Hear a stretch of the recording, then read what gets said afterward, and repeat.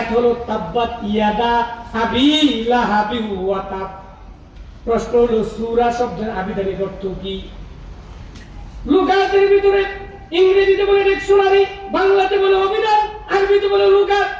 এর ভিতরে সূরা শব্দের আবিধানিক অর্থ লেখে খণ্ড, অংশ, টুকরা, পৃথকতা। এইটার নাম হলো সূরাতুল লাহাব। হুজুর সূরাতুল লাহাব সূরা চিনিরা, তাব্বাত ইয়াদা কইলে সবাই চিনে, ঠিক না বেটি? হুজুর সূরাতুল লাহাব কোনটা? তাব্বাত ইয়াদা কইলে সবাই চিনে। এই সূরার দুইটা নাম, কয়টা নাম? এই সূরার ভিতরে 5টা আয়াত আছে। এই সূরার নাম হলো দুইটা, একটা হইছে সূরাতুল লাহাব, আরেকটার নাম আছে কিতাবের ভিতরে সূরাতুস সামাদ। কারণ তাব্বাত ইয়াদা আবি লাহাবি ওয়া তাব, মা আগনা আনহু মালুহু ওয়া মা কাসাব, সায়াসলা নারান যাতাল লাহাব।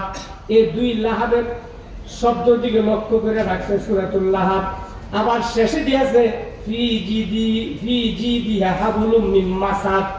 ওই মাসাদ শব্দের দিকে লক্ষ্য করিয়া এই সূরার নাম লাগছে সূরাতুল মাসাদ। তাহলে সূরার নাম কয়টা হইলাম? জুড়ে বলেন কয়টা হইলাম? সূরার নাম হলো দুইটা। এখন আসেন সূরাটা নাজিল আল্লাহ কেন করলেন? আল্লাহ কেন সূরা নাজিল করলেন? এর কারণ যদি আপনি জানেন, নামাজ আরো বেশি মজা লাগবে, ঠিক না ঠিক? তার অর্থ যখন জানবেন, নামাজ আরো বেশি মজা লাগবে। বন্ধুরে, আমি ছোট মানুষ, বড় কিতাবের খবর কইতে পারবো না, সব উস্তাদ এখানে আমার।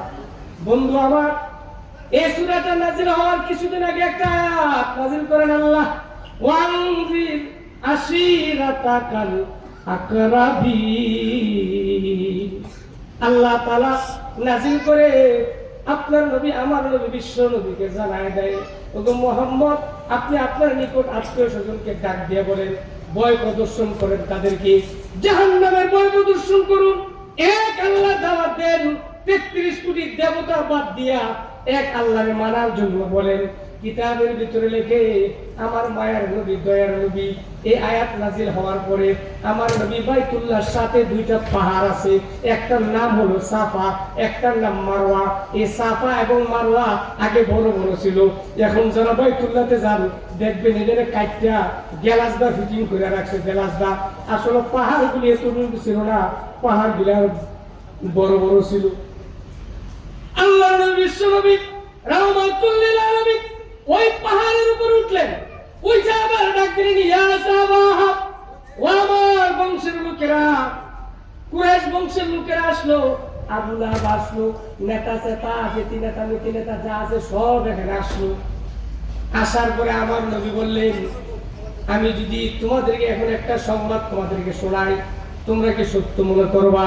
এবার ডাক দেখে, মুহাম্মদ, আমরা রিচার্জ করে দেখছি, সমস্ত কুরাইশবাসী এক, মুহাম্মদ কোনদিন মিথ্যা কথা বলতে পারে না। আর মুহাম্মদের উম্মত আমরা এমন হইছি, কোনদিন সত্য কথা বলতে পারি না, ঠিক না বেটি? হ্যালো, আসসালামু আলাইকুম। জি, কই আছো? তো আমি তো বাস স্ট্যান্ড। আসলে হ্যাঁ ভাই, কথা বললে কেন? হ্যাঁ, আঙ্গ চরিত্র হুলির মতো চরিত্র, তাহে ভাই কয় বাস স্ট্যান্ড, ঠিক না বেটি? আমার নবীকে কাফির বেঈমান মুশরিকেরা আমার নবীকে আল আমিন বলেছেন। আমার নবী ডাক দেয়, তাহলে কি বিশ্বাস করবা? ও মুহাম্মদ, মক্কার জমিনে যত মানুষ থাকুক, তোমার চাইতে সত্যবাদী আর এই কুরাইশ বংশের ভিতরে নাই।